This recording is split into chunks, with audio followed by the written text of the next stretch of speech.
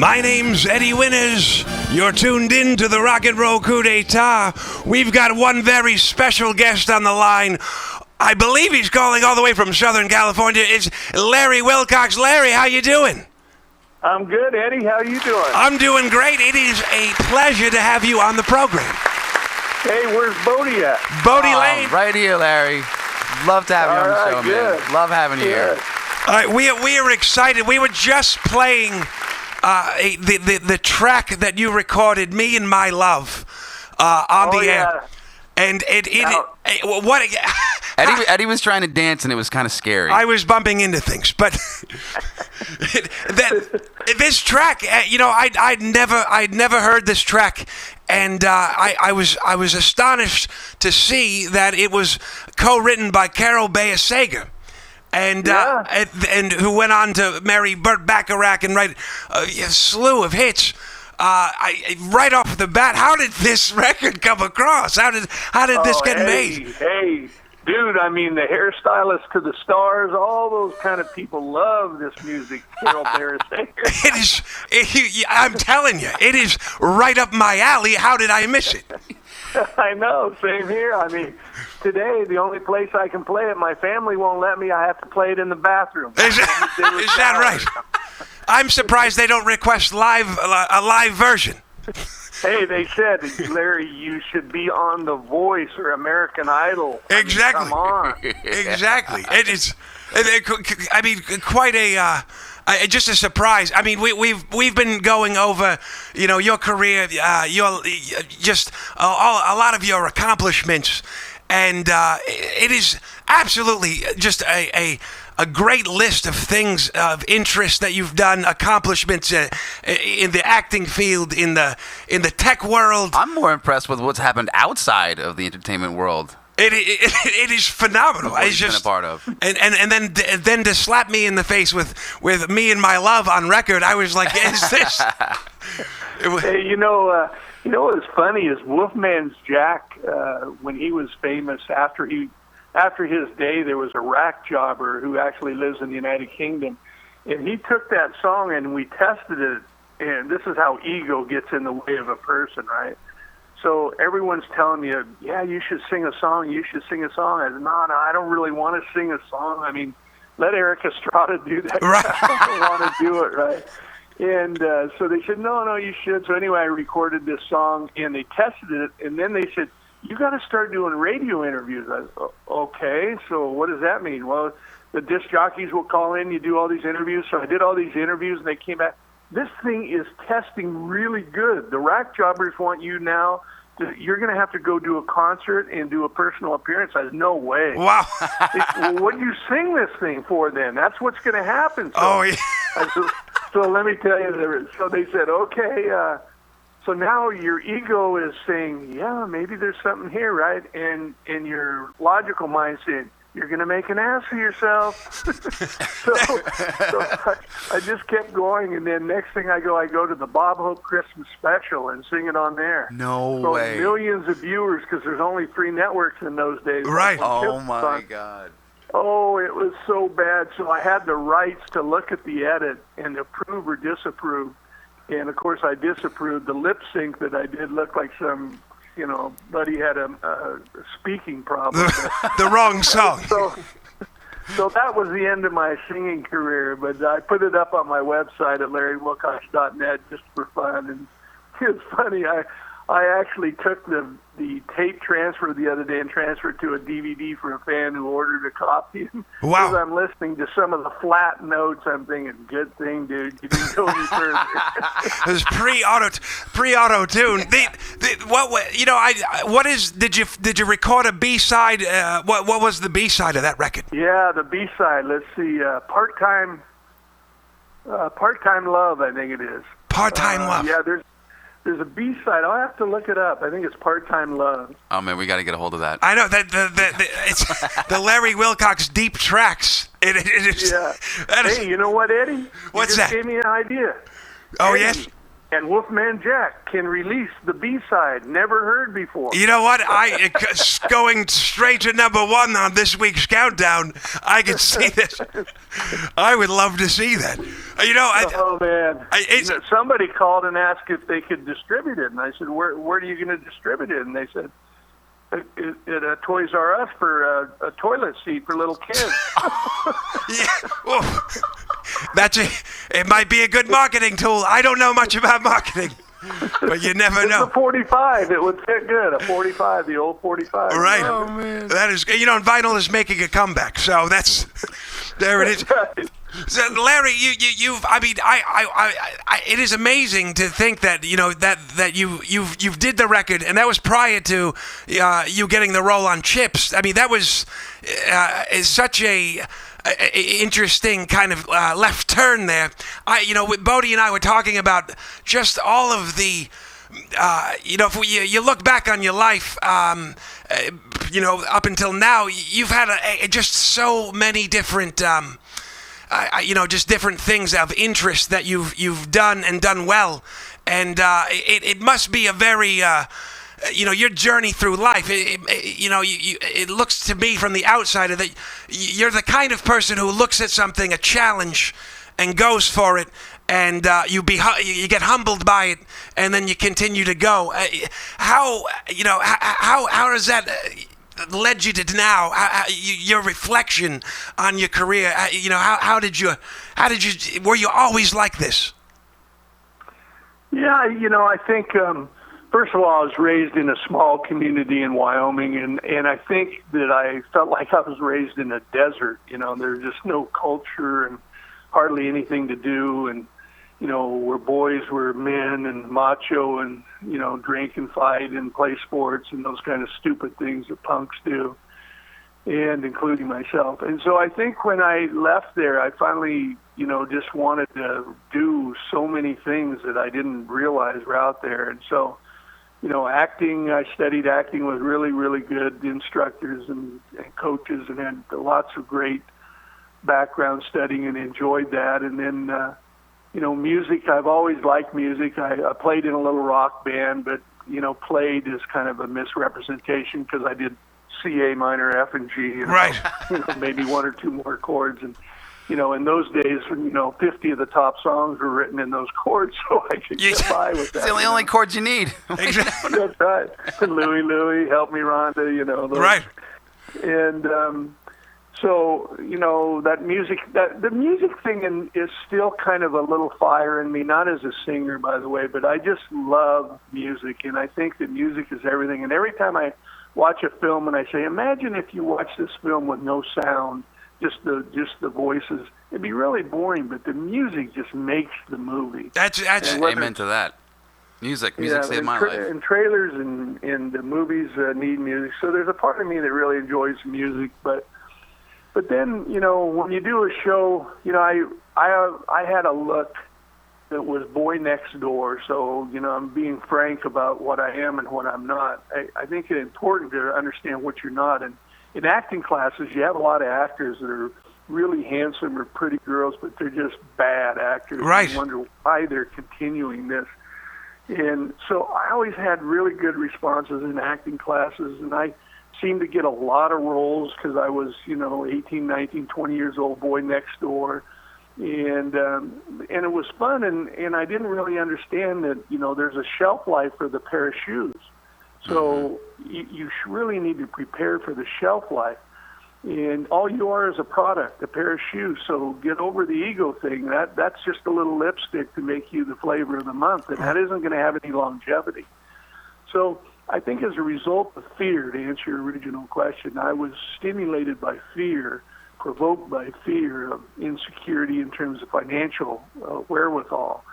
And having been raised pretty poor, I was thinking that this is not going to continue. So I did Lassie, and I was charming and cute. And then I did CHiPs. And the other day, my wife and I were watching it, and I said, "Wow, the characters in those days, they wanted likable characters." Right. Boy Next Door. Today, that cop series would not make it as is because no one wants a friendly, likable, Disney-like character. They want, edgy and hard and badass. And right. So as a result, I don't think it worked today. But in the series, I mean, it was fun for my wife and I to see it again, but it was also very dorky and was haunting for me to look at that and think, wow, that's time, space, and dimension all in front of me. Right. You were the opposite of dorky for me, Larry. I thought you were the coolest guy on the planet.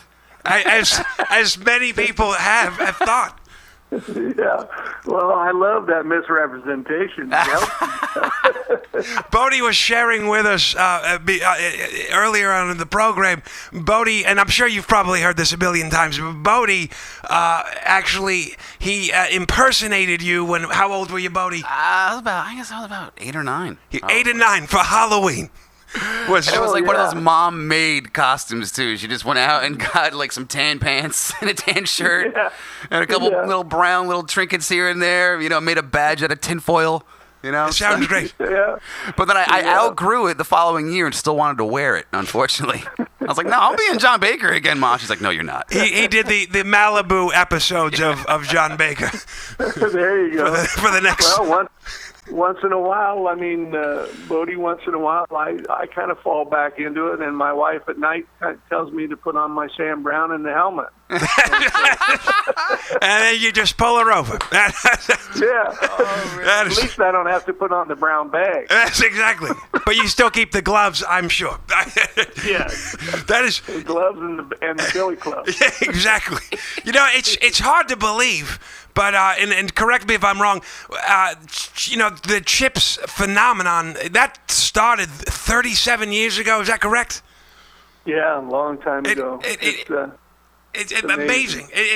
What I marvel at is the, you know, it was shown, in 100 countries all over the world, the impact that show has and has had, and just the lasting impact is just phenomenal. And the fans online at your website, LarryWilcox.net, and on Facebook, you know, just still as avid fans, you know, 37 years ago as they are today. It is, you know, I mean, does that must make you, you know, kind of look at that in a different light?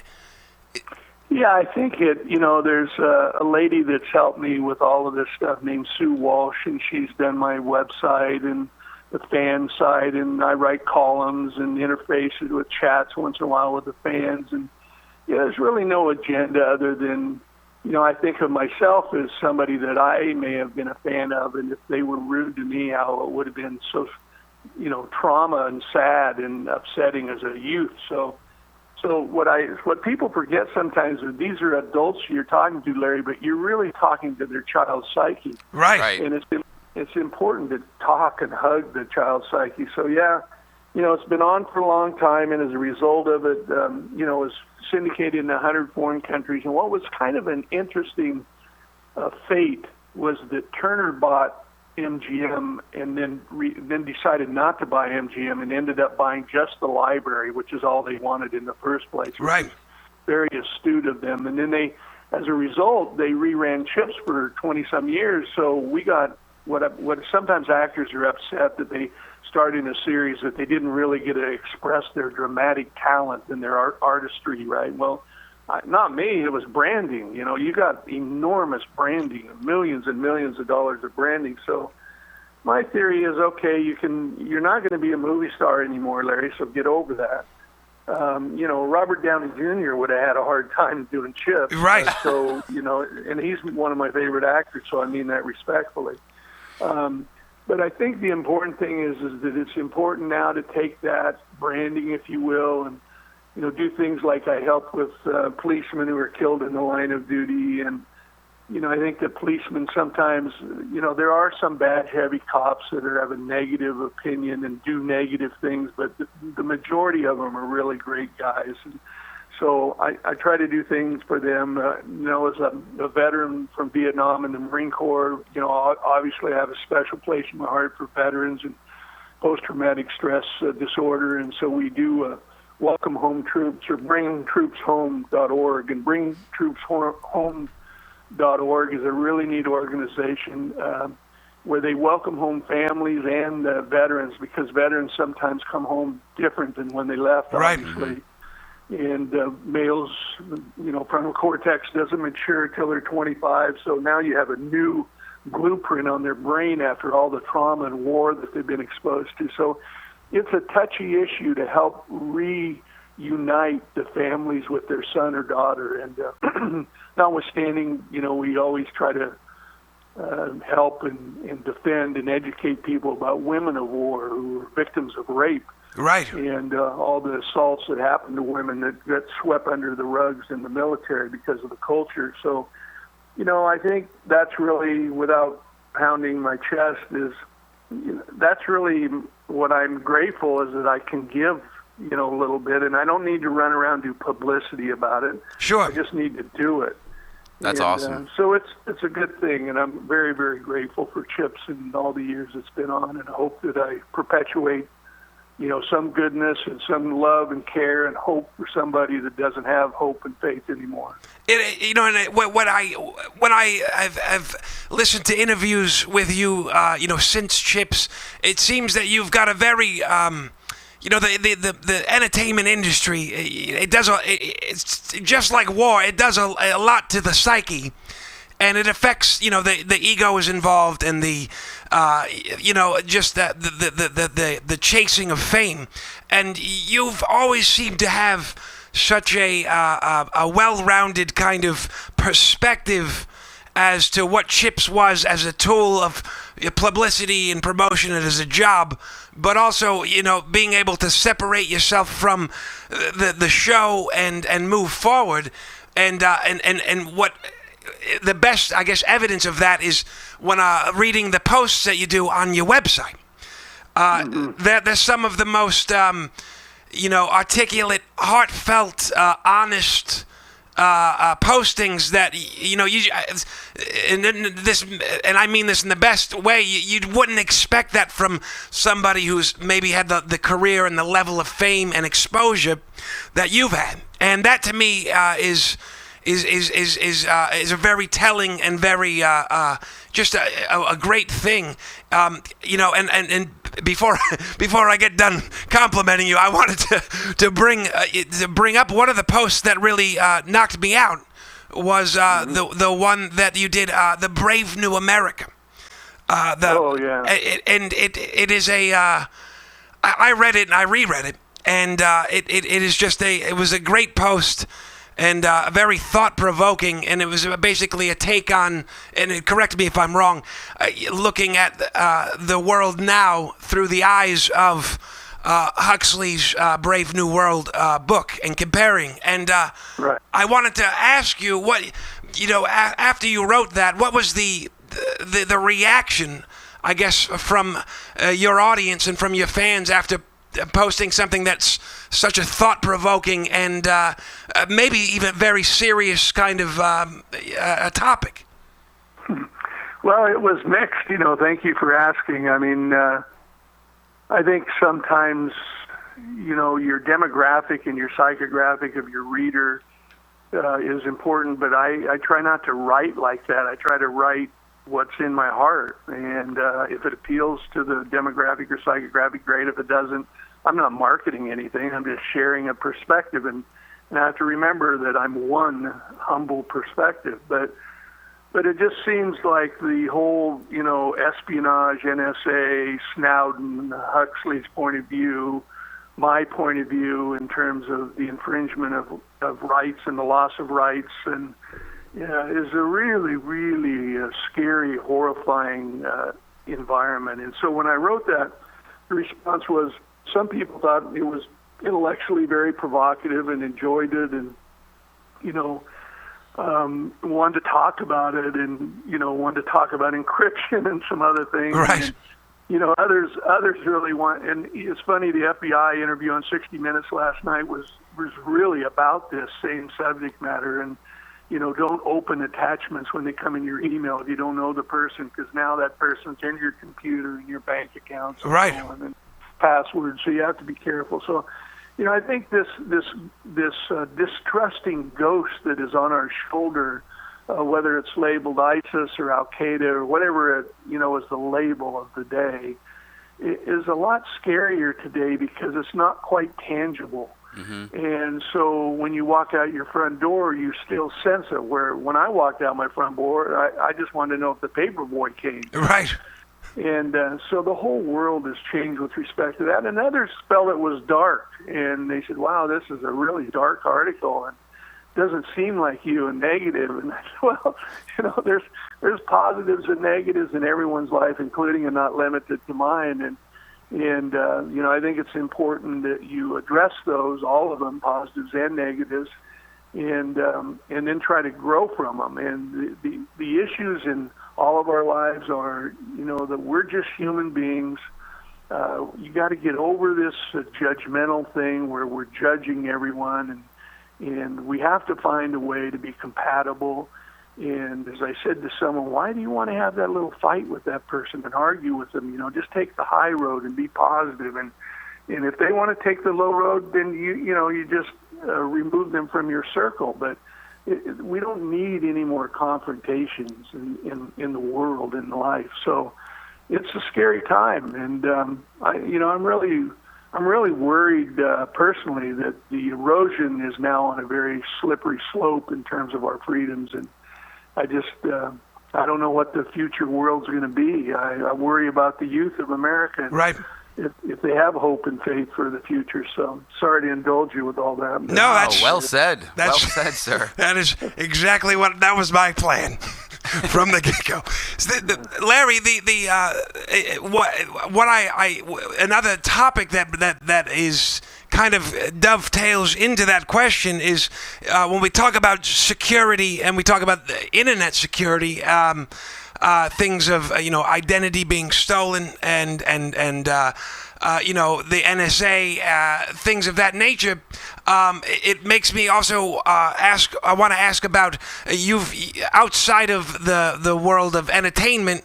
You've been doing a lot of work in computers in the tech world, and how does that this modern world that we're talking about now, how does that affect your approach going into the technical world?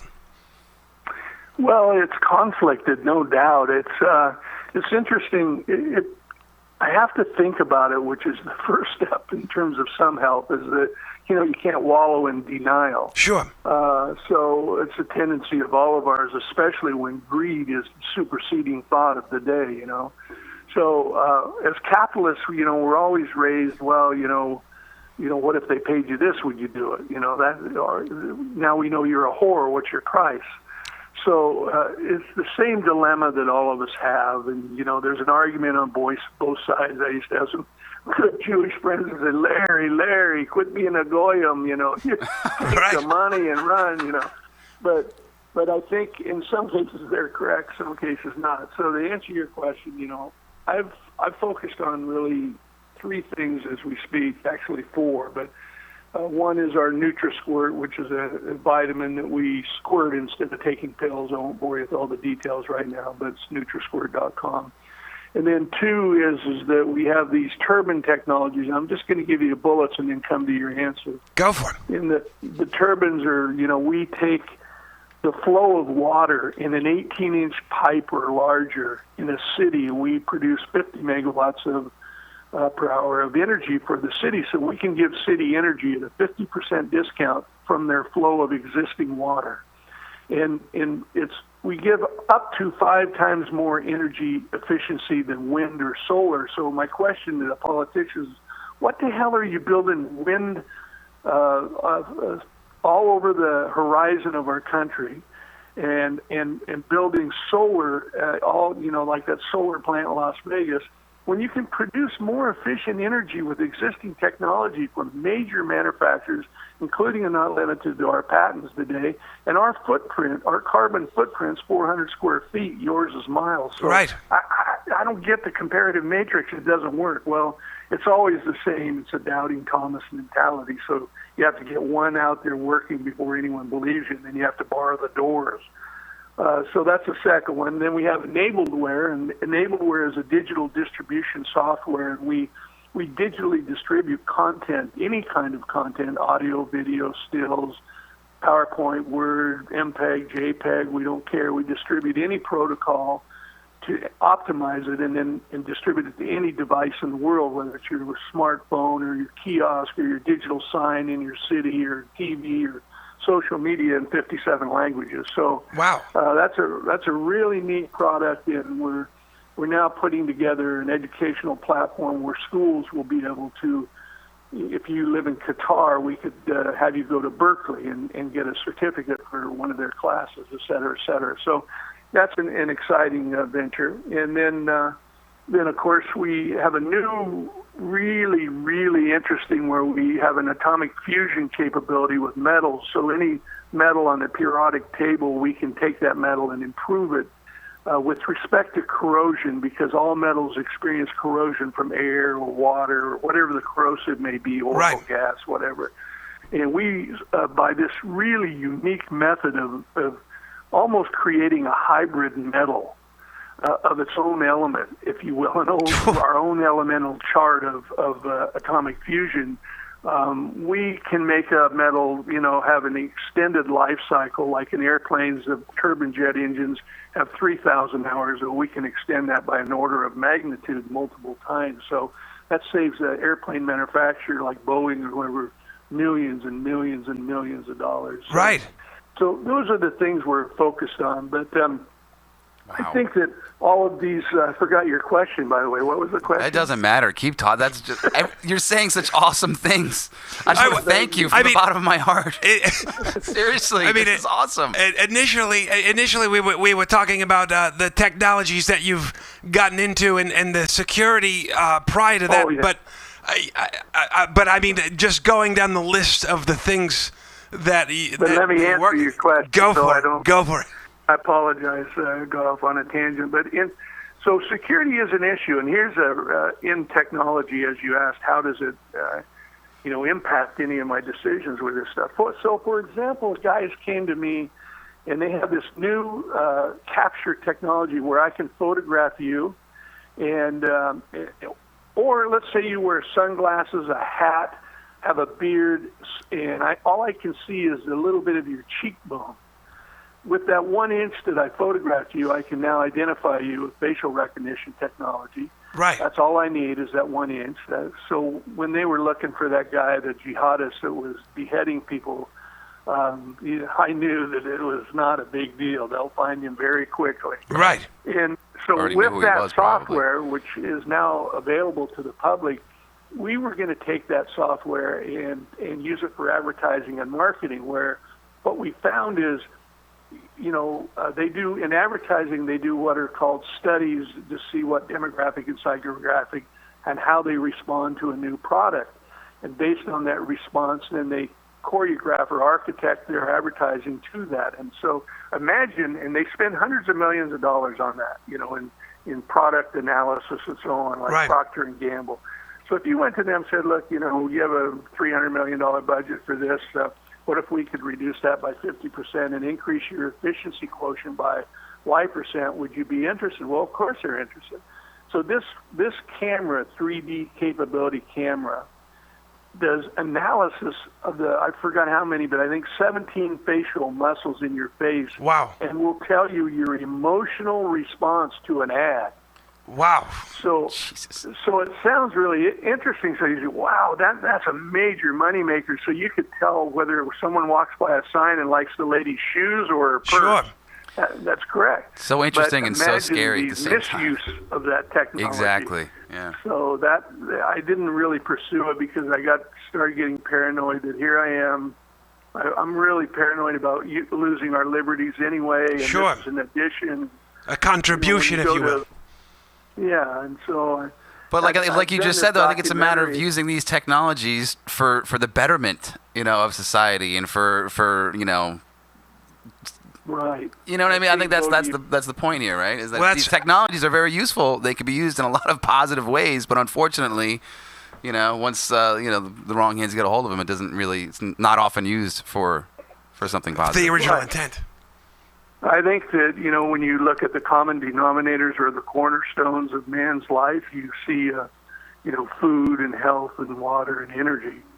And so I think with what we're doing, if we can, I was in West Africa for a long time, about 10 years ago, and it was setting up something else, and it was interesting to me to see the lack of water, the lack of X, Y, Z. But I thought, wow, here we are back to the poverty debate, but the poverty debate begins with education. So exactly, people like Enableware will be really successful in distributing and disseminating information to people, no matter where they're at. So, I mean, those kind of things make you feel great, and that's way beyond saying, "Hey, Ponch, pull over." That is well put. And I wanted to ask you. You mentioned Nutrisquirt on the earlier and the website, but can you? This sounds like such a unique and a kind of a fun product. How did you get involved in this development? And can you tell us a little bit about it? Yeah, some friends brought me this manufacturer, and I met with him, and they asked me, could I help them with marketing? And so, I told them a bunch of things that I thought they should do, and then, they didn't do it. And so I asked them, would I be able to make a deal with the manufacturer, which I did. And so I named it Nutrisquirt, and, my little saying is, did you squirt today? And right. People turn around and say, what? What'd you say? Did you squirt today? Why would you want to take your vitamin in a pill when you can just squirt it in your mouth? Right. Right. So better absorption rate and all kinds of other things. And so, we saw that 80% of the American population were deficient in D3, and most especially, by the way, dark-skinned people, or even more so. But D3 controls your or is effective in terms of your immune system, so it's really important. And some people think you should have 2,000 units, and we really believe 5,000 units is probably the correct amount. So, we started with our D3, and now we have everything from B12, and then, when you do research from this group that I work with called the Heart Institute, and you start realizing that heart attacks and cardiovascular issues are B12, B6, and the combination of folic acid. So when you have those present in your system, they're not saying that means that you will not have a heart attack, but they don't find many people that have heart attacks that have that in their system. Right. So it's really important to have a preventative mentality. So we did that, and then we came across this other product we've just added. I call it NutriHeart, and which is a combination of vitamin K and arginine. And arginine makes your heart really supple, and most of your other muscles hard. I'll leave it at that. Right. And so arginine and vitamin K and nitric oxide, I take a scoop of this powder with a glass of water before I go to the gym, and it reduces my lactic acid buildup and increases my blood flow and therefore my oxygen to my muscles, and my recovery rate is much better. So I just in love, it's just the best product I've ever had in my life. Right. And I almost wish it wasn't mine, because now I sound like a testimony, and I don't believe in testimonies anymore. So, but it's a great product. And so my wife was an Olympic track and field athlete, and so, for me, I'm a wannabe athlete, and so I get to kind of have fun with all this stuff and not just sell. It's like, if I can share with people and they really like it, like, I have this one girl that has some medical issues that I won't be specific on, but it's really helped her. I mean, she was literally dying, and wow. And couldn't breathe and can't lie down, lungs going, and so we started in increments, because you don't want to introduce too many parameters, and of course with doctor's assistance, because I'm not a doctor, and I don't want to get in that trap. But, sure. But it's a really, really fun product. So I wear around my neck this little lanyard that hooks onto my squirt. And is that right? Squirt. So when I go to the gym, I have my Nutrisquirt. When I do a personal appearance, I have my Nutrisquirt. You have it right there. So, on the 18th and 19th, we're doing this autograph signing session in Los Angeles called the Hollywood Show, and so of course I'll have my Nutrisquirt of course. on, and a few squirts there for the people to buy, and then on the 13th and 14th we'll do for the veterans, bring the troops home, welcometroopshome.org, and we'll have Nutrisquirt there, so it's fun, and between you and I, I'm never going to get wealthy over it, but I sure enjoy sharing it because it's a really good product. And it sounds, and you believe in it, and that says more than, just like an endorsement deal from somebody else or something like that. And speaking of Nutrisquirt, we handcrafted a commercial for Nutrisquirt in your honor. We like to make commercials for some of our most favorite guests, and when we knew that you were coming on the program, we crafted this morning, and I'm dying to play it for you. And by the way, if any of the text to copy, if you want me to change it, just let me know. It's not set in stone. Larry, I had nothing to do with this. But if you like it, I did. Okay. There it is. I'll just play it for you. A 45-second spot. I hope you really like it. It's got it's got my personal flavor to it. It's an Eddie Winters flavored Nutrisquirt. Let's try it out. Take a listen. Here we go. Hello, my name's Eddie Winters. Frankly, baby, if it weren't for nutritional supplements, I would have never made it out of the dark ages. But thanks to shaman-certified elixirs such as fish blood, crushed shells, and berry of sumac, I was able to provide my body with vitamins and minerals it needed for survival. And thanks to Nutrisquirt, because today all I have to do is squirt my way to a healthy and balanced lifestyle almost instantly. Oral absorption has become the hottest way of taking nutritional supplements, says the National Almanac of Medicine. When you spray vitamins, your bloodstream absorbs them almost instantly while you enjoy the pleasant minty taste. So take a squirt today at Nutrisquirt.com and become Squirtalicious. There it was. Hey, I love it. You're hired. That's great. Thank you. I felt like this could be big. We'll keep playing it on our program and get the word out. Yeah, we'll have to. We could have fun with some music. Maybe we'll get that heavy metal band 7 Mary 3 to do the music. Oh. Do you get any royalties from their records? No, none. just checking. I gotta ask you. It's how did you? You went from entertainment. You've had a sports, action sports, if you will, even before that was a term. Racing, and doing. It seems like you've done so many things. You must have. First off, your library must be huge. You must have so many different interests. How did you go, from the entertainment to doing the racing and then going into things such as health? Like, how do you keep all of this stuff balanced and have time to do it all? Well, obviously manic. I enjoy working really a lot, and I really think that I'm a student of life, so. There are some things that I know quite a bit about, but there's so much that I continue to learn, especially parenting, by the way. I think on for the rest of your life, you're on the job training as a parent, and it's really important for parents to take the time and try to educate themselves and all the issues that, teenagers and stuff go through so that you can be a better parent. But so I think that, to answer your question, I think that, first of all, in order to do rodeo and race cars, I raced off-road in Baja 1000, a bunch of different races. And then, of course, I raced closed wheel and open wheel cars in, kind of Laguna Seca, Sears Point, and those kind of places. And I really enjoyed racing. And I think that after Vietnam in the Marine Corps, there was an unhealthy part of me that liked to push the fear envelope, and so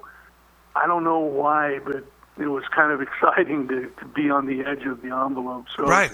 I think I did some of those sports for the wrong reason, but I enjoyed them, and I'm a pilot and used to get upside down on my plane and buzz surfers at Malibu and find ships where they were filming and buzz them, and we had a great time, but I think most of that's out of my system, so most of my identity crises are gone. And then in terms of organizing all of the things that I'm doing now are just those 4 things, and at some point in time, I'll delegate to better people, role players that can do what I'm doing now. I'm kind of acting as a CEO of each of these, but there'll be in some of them, not all of them, but there'll be a point where there'll be better people than myself. So I'll assign that to them and let them run with it, so they can make touchdowns and I can be a spectator. Right. But it's fun. I think that what I get from all this is that I get to learn something every day, and I really enjoy being around smarter people than myself. And the other, like for example, kids today in the film and entertainment business are so smart. I went and bought myself a Canon 5D Mark III, which is a really nice DSLR camera. And, I've been in the film business and photography, so I understand, f-stops and depth of field and parallax and all this stuff. Right. I felt like I was 12 years old. I didn't know anything, and so here I had a digital camera. So I went out and shot a bunch of stuff, made lots of mistakes, shot. And I felt like I was a kid starting over. I mean, I go to a high school and shoot basketball games, and 3 kids over there knew 10 times more than I did about my camera. And which was kind of humiliating because I produced award-winning productions, sure. won awards at HBO with the Ray Bradbury Theater. Of course. Wow, Larry, you don't even know this stuff. And so I go home kind of humbled and learn more. And so I went and shot a pilot for a television series called Gold Diggers, about 3 girls running a gold mine, and then their weekends, their extracurricular activities were racing motorcycles and so on, more exciting than the actual gold mine. And then pitched it to a Discovery Channel, and then 9 months, and copyrighted and trademarked and all that stuff. 9 months later, they did a series, exact same title, Gold Diggers, 3 girls running a gold mine.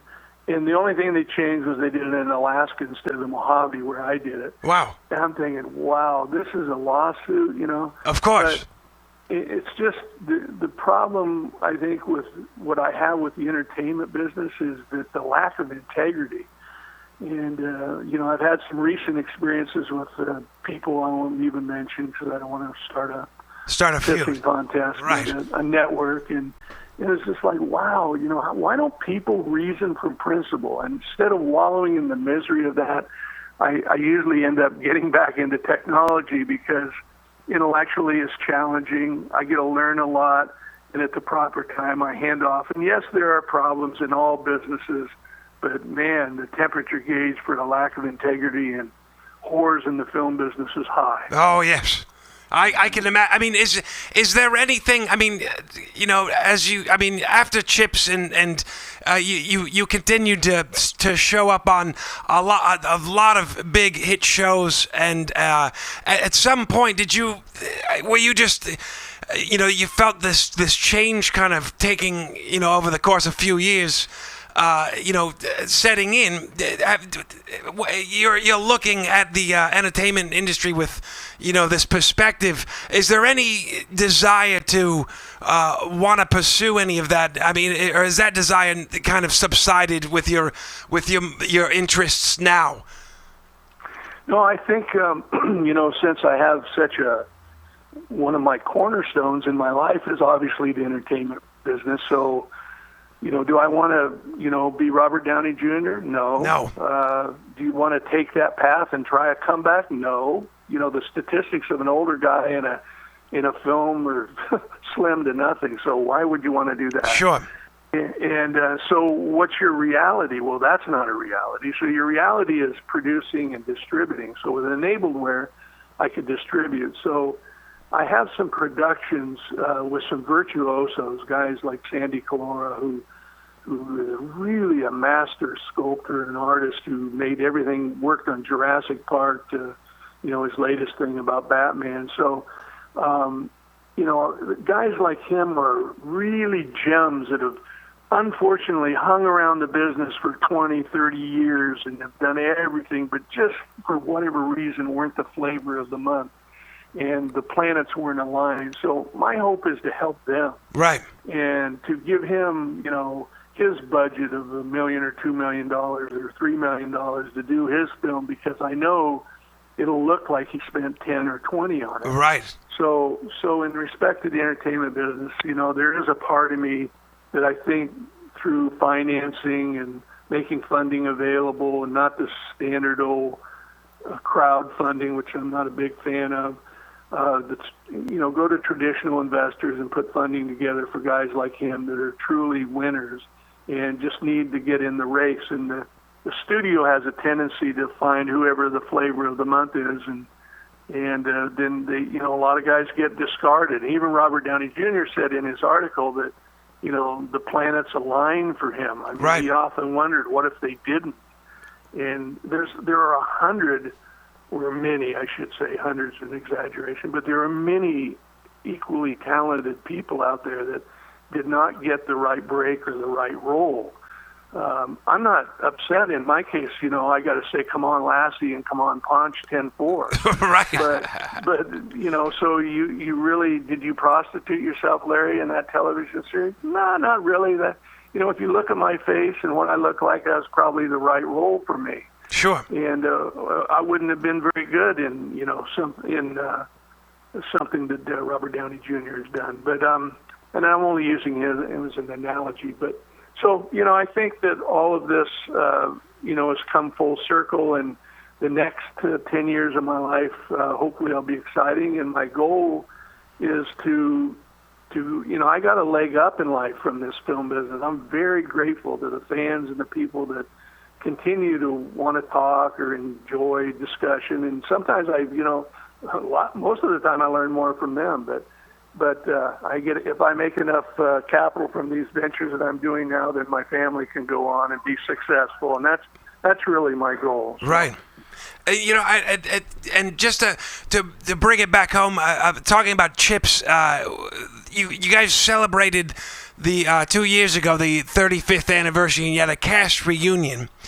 And is there any? I think if I'm not mistaken, I believe Sue, who takes care of the Facebook page, and she helped organize that reunion in Los Angeles, I believe. And is there any talks to doing that one more time? I guess maybe for the 40th or for the as time goes on. I mean, it's a lot of cast members to get everybody together. Is there any talks of doing that for the future, just for the big 40th? I think so. I think obviously that's a great story in itself. I mean, here's a lady, Sue Walsh, who, by the way, do you have just another 30 or 60 seconds? I don't want to bore you. Oh no, go right ahead, please.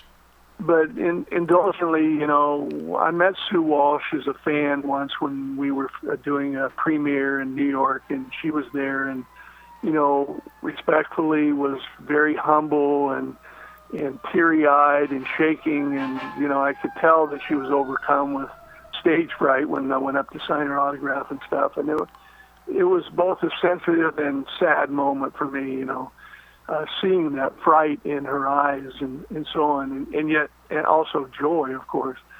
But to make a long story short, here, 37 years later, over the years, she's done an enormous amount of work for me, and built my website and continued to encourage me to do X and encourage me to do Y. And I always say that she's my surrogate daughter.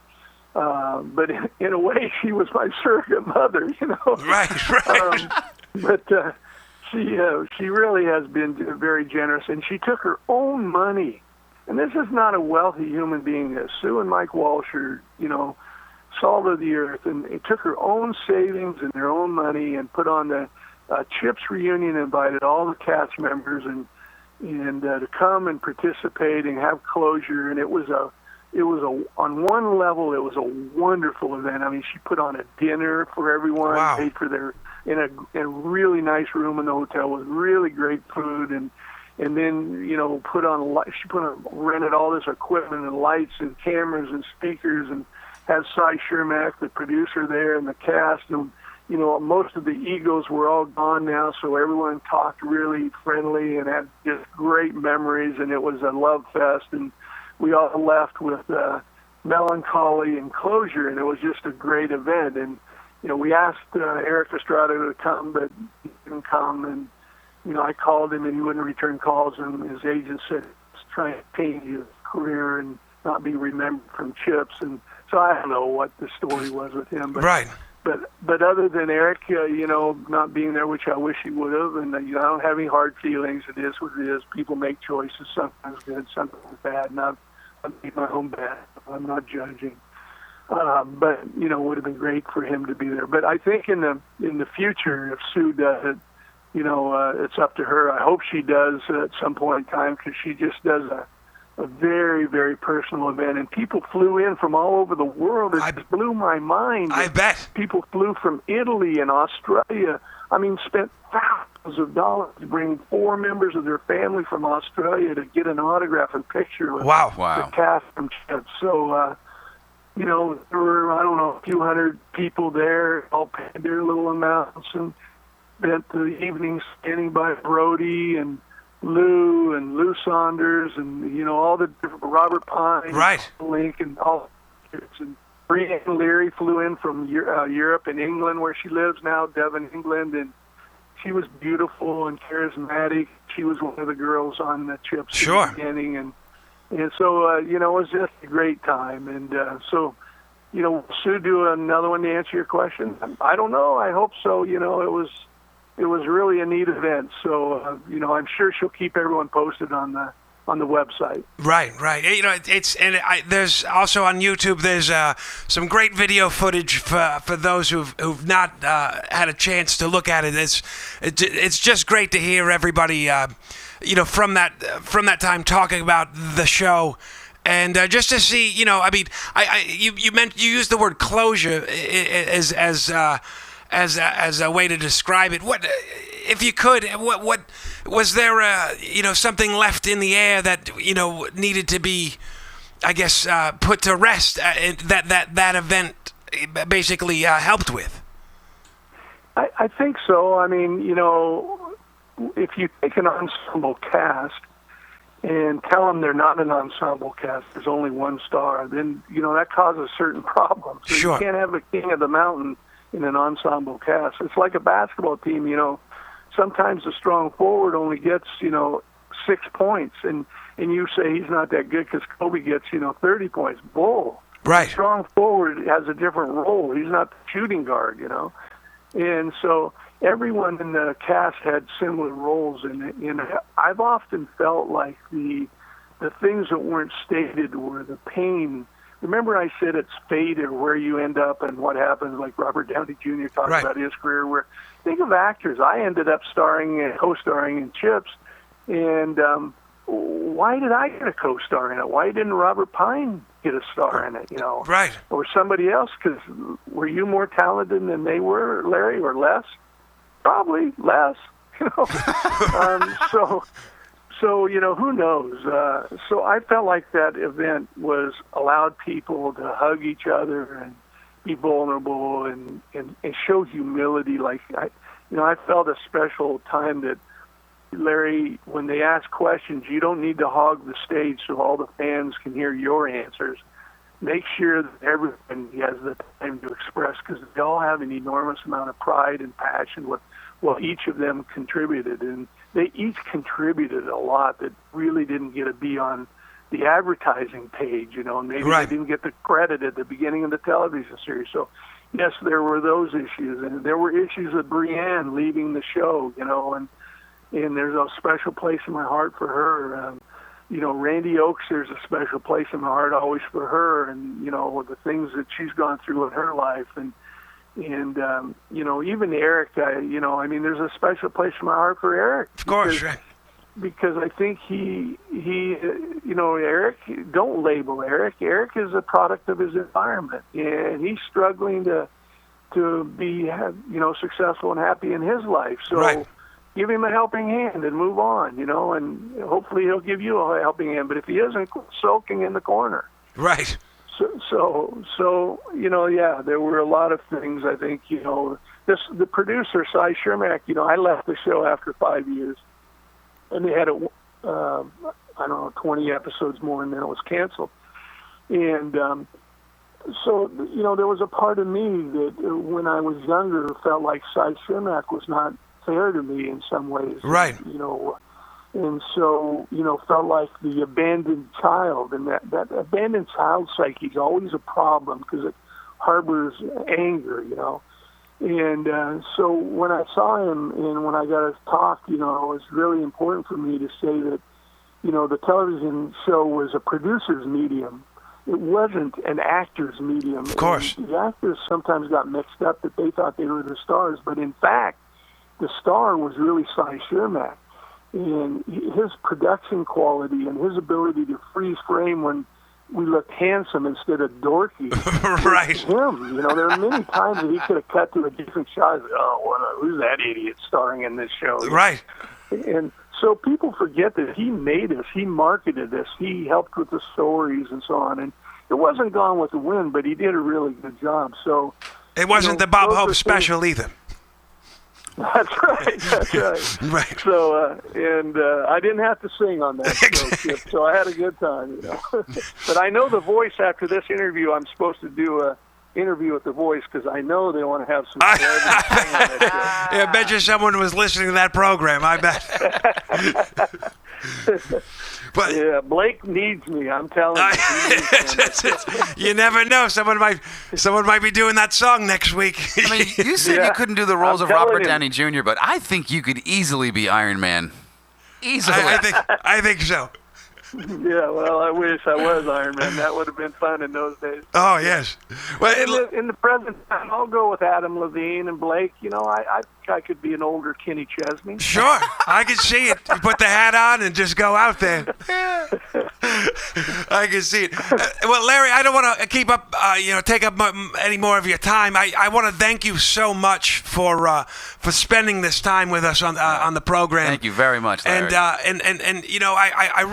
I really want to give our best wishes to these endeavors, and it was such a great pleasure to be able to not only talk about the CHiPs phenomenon and your role in that, but also to be able to get your perspective, and your take on the world that we're living in, and I really appreciate you being able to be open and express your point of view, and it's just a very great experience, I think, for the fans and the listeners, and all, for everybody who's fans of John Baker from CHiPs. It is just a real treat and a reward, and I want to thank you very much. And thank you, Eddie. Thank you, Bodhi. I really appreciate your time for indulging me, and if I can help you guys in any way, give me a call. I will. And just to let everybody know, it's LarryWilcox.net as your website, and of course you have the fan page on Facebook and Nutrisquirt.com. Any other links or web pages? No. I think I covered that's it. Probably good. Enabledware.com, ENABLEDWARE, one word, Enabledware. But no, those are good. Nutrisquirt. Thanks for the ad. That's really cool. I'm gonna. You have to send me a link to that. I'll show my wife. That's cool. I will. I'll make sure to send you a link. Anytime you need my vocal work, you just let me know. I'm free. Calendar is completely wide open. All right. Thanks for being a great human being, Larry. Yes, thank you. Thank you, Larry. Thank you so much for being on the program. All right. Bye bye. All right. Bye bye. There. What a great human being. Larry Wilcox, a fantastic individual, and just a very insightful conversation.